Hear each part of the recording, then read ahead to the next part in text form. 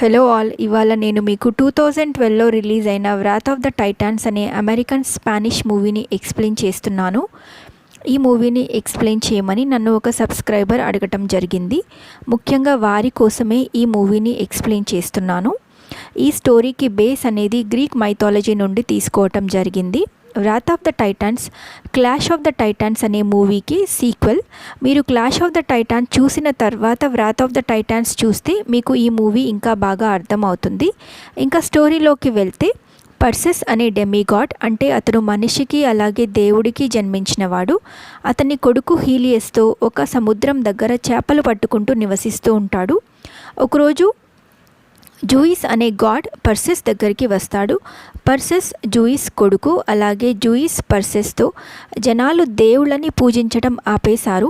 దీనివల్ల దేవుళ్ళ పవర్ తగ్గిపోయి వాళ్ళు చనిపోతారు. ఇలా జరిగితే టార్టస్ అనే జైలు గోడలు పగిలిపోయి అందులో బందీగా ఉన్న క్రోనోస్ బయటికి వచ్చి జనాలందరినీ చంపేస్తాడు. ఈ విధ్వంసాన్ని ఆపటానికి సహాయం చేయమని పర్సెస్ని జూయిస్ అడుగుతాడు.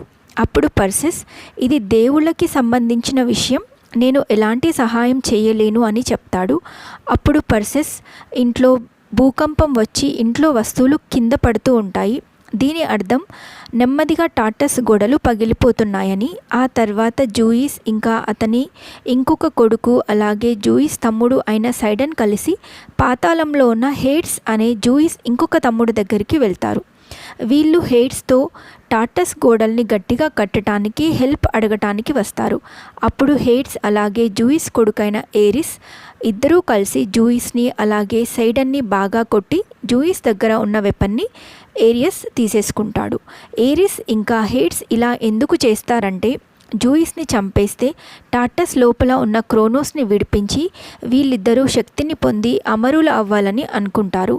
ఇలా జూయిస్ బంధించడం వల్ల టార్టస్ నుండి కొంతమంది రాక్షసులు బయటకి వచ్చి పర్సెస్ ఉంటున్న ప్లేస్లో వాళ్ళని అటాక్ చేస్తూ ఉంటారు. అక్కడ పర్సెస్ ఆ రాక్షసులని చంపేస్తాడు. గాయపడిన పర్సెస్ ట్రీట్మెంట్ కోసం ఒక ఆవిడ దగ్గరికి వెళ్తాడు. ఆవిడ, నువ్వు దేవుళ్ళు వాళ్ళ శక్తిని తిరిగి పొందటానికి జూయిస్కి హెల్ప్ చెయ్యి అని అంటుంది. దానికి పర్సెస్, నేను చనిపోయిన నా వైఫ్ దగ్గర మాట తీసుకున్నాను. నేను నా కొడుకు హేలిస్తో కలిసి ఇక్కడే ఉండాలని, ఎలాంటి గొడవల్లో ఇన్వాల్వ్ అవ్వకూడదని చెప్తాడు. ఆ తర్వాత పర్సెస్ తన కొడుకు హేలియస్ని తీసుకొని ఒక టెంపుల్కి వెళ్తాడు. అక్కడ దేవుళ్ళ విగ్రహాలు మొత్తం విరిగిపోయి ఉంటాయి. ఎందుకంటే ప్రజలు దేవుళ్ళని పూజించడం మానేస్తారు కాబట్టి. అక్కడ పర్సెస్ వాళ్ళ నాన్న జూయిస్ని తలుచుకుంటాడు. కానీ అక్కడికి జూయిస్ రాడు. అతని తమ్ముడు అలాగే పర్సెస్కి బాబాయ్ అయిన సైడన్ వస్తాడు. అతను, హేడ్స్ ఇంకా ఏరిస్ కలిసి జూయిస్ని బంధించారని, జూయిస్ చనిపోతే టార్టస్ నుండి క్రోనోస్ బయటికి వస్తాడని, దీన్ని నువ్వు ఆపాలంటే ఇంకొక డెమిగాడైన తన కొడుకు ఆగ్నోర్ని కలవమని చెప్పి తన ఆయుధం పర్సెస్కి ఇచ్చి అక్కడ బూడిదే అయిపోతాడు. ఆగ్నోర్ ప్రిన్సెస్ ఆండ్రోమిడా దగ్గర బందీగా ఉంటాడు. ఆల్రెడీ పర్సెస్ ఇంకా ఆండ్రోమిడాకి పరిచయం ఉంటుంది. పర్సెస్ ఆగ్నోర్ దగ్గరికి వెళ్ళి జరిగిందంతా చెప్తాడు. దానికి ఆగ్నోర్ హెపాస్టస్కి టార్టస్కి వెళ్ళే రూట్ తెలుసు అని, ఎందుకంటే టార్టస్ అనే జైలుని నిర్మించింది హెపాస్టస్ అని చెప్తాడు. ఆండ్రోమిడా, ఆగ్నోర్ ఇంకా కొంతమంది సైనికులు హెపాస్టస్ని కలవటానికి బయలుదేరతాడు. అక్కడ ఆగ్నోర్ హెపాస్టస్ కూడా ఒకప్పుడు గాడ్ అని, అతను 3 ఆయుధాలు తయారు చేశాడని, అవి జూయిస్, హేడ్స్ ఇంకా సైడన్ దగ్గర ఒక్కొక్క ఆయుధం ఉందని, ఆ 3 కలిపితే ఇంకొక పెద్ద ఆయుధం తయారవుతుందని, దాంతో క్రోనోస్ని చంపేయొచ్చని చెప్తాడు. ఈ ప్రయాణంలో ఒక దట్టమైన అడవిలో సైక్లోప్స్ అనే రాక్షసులు వీళ్ళ మీద అటాక్ చేస్తారు. పర్సెస్ వాళ్ళందరినీ తప్పించుకొని హెపాస్టస్ దగ్గరికి వెళ్తారు. అక్కడికి వెళ్ళాక హెపాస్టస్ తను ఇప్పుడు దేవుడు కాదని, అతను ఎలాంటి సహాయం చెయ్యలేను అని చెప్తాడు. దానికి ఆండ్రోమిడా అతన్ని మోటివేట్ చేస్తుంది. అప్పుడు హెపాస్టస్ టార్టస్ లోపలికి వెళ్ళటానికి ఒక స్వరంగ మార్గం ఉందని, దానికి సంబంధించిన బ్లూ ప్రింట్ కూడా ఉందని చెప్తాడు.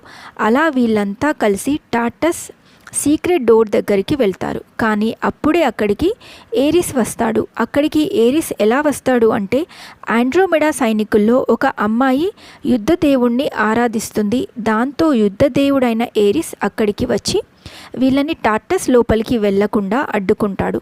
ఈ ఫైటింగ్లో ఏరిస్ హెపాస్టస్ని చంపేస్తాడు. మొత్తానికి పర్సెస్, ఆగ్నోర్ ఇంకా ఆండ్రోమెడా లోపలికి వెళ్తారు. అక్కడ కూడా కొంతమంది రాక్షసులు వీళ్ళతో యుద్ధం చేస్తారు. అలాగే అక్కడ ఉన్న డోర్స్ కూడా సడన్గా మూసుకోవడం, సడన్గా తెరుచుకోవడం జరుగుతూ ఉంటుంది.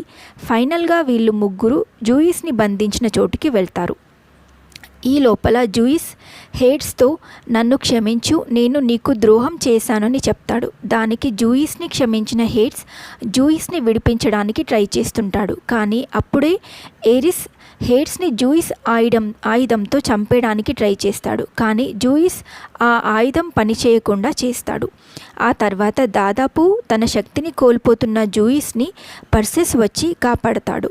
ఇలా జూయిస్ని విడిపించి పర్సెస్ వెళ్ళేటప్పుడు ఏరిస్ ఆయుధంతో జూయిస్కి గాయం చేస్తాడు. ఆ తర్వాత హేడ్స్, జూయిస్, పర్సెస్ అందరూ కలిసి ఆండ్రోమెడా రాజ్యానికి వెళ్ళి అక్కడ జూయిస్కి ట్రీట్మెంట్ ఇస్తూ ఉంటారు.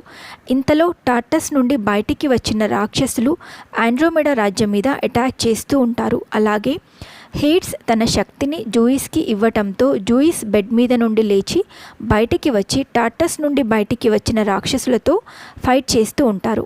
అప్పుడే పర్సెస్ ఏరిస్తో టెలిపతి ద్వారా మాట్లాడతాడు. ఆల్రెడీ పర్సెస్ దగ్గర 2 ఆయుధాలు ఉంటాయి. ఒకటి సైడన్ది, ఇంకొకటి హేడ్స్ది. 3వ ఆయుధం జూయిస్ది, అది ఏరిస్ దగ్గర ఉంటుంది. అది తీసుకురావటానికి పర్సెస్ ఏరిస్ ఉన్న ప్లేస్కి వెళ్తాడు.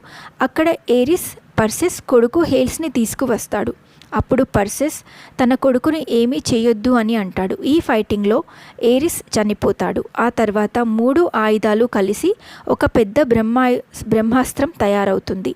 ఆ ఆయుధంతో పర్సెస్ క్రోనోస్ని చంపేస్తాడు. ఫైనల్గా జూయిస్ తన శక్తిని కోల్పోయి బూడిద అవుతాడు. అలాగే హేడ్స్ కూడా నేను ఇప్పుడు గాడ్ కాదు, నా శక్తి కూడా అయిపోయింది అని అక్కడ నుండి వెళ్ళిపోతాడు. ఆ తర్వాత పర్సెస్ కొడుకు హేల్స్ మనం మళ్ళీ చేపలు పట్టుకోవడానికి వెళ్దామని అంటాడు. అప్పుడు పర్సెస్ లేదు, మనం ఇక్కడే ఉండాలని చెప్పి తన కత్తిని హేల్స్కి ఇచ్చి ఇది నువ్వు పట్టుకోగలవా అని అడుగుతాడు. అప్పుడు హేల్స్ అవును అని చెప్పి ఆ కత్తిని చేతిలోకి తీసుకుంటాడు. అలాగే ఇది చాలా బరువుగా ఉంది అని కూడా చెప్తాడు. ఈ సీన్తో మూవీ అనేది ఎండ్ అవుతుంది. Thank you for watching my video. అలాగే please like, share and subscribe to my channel.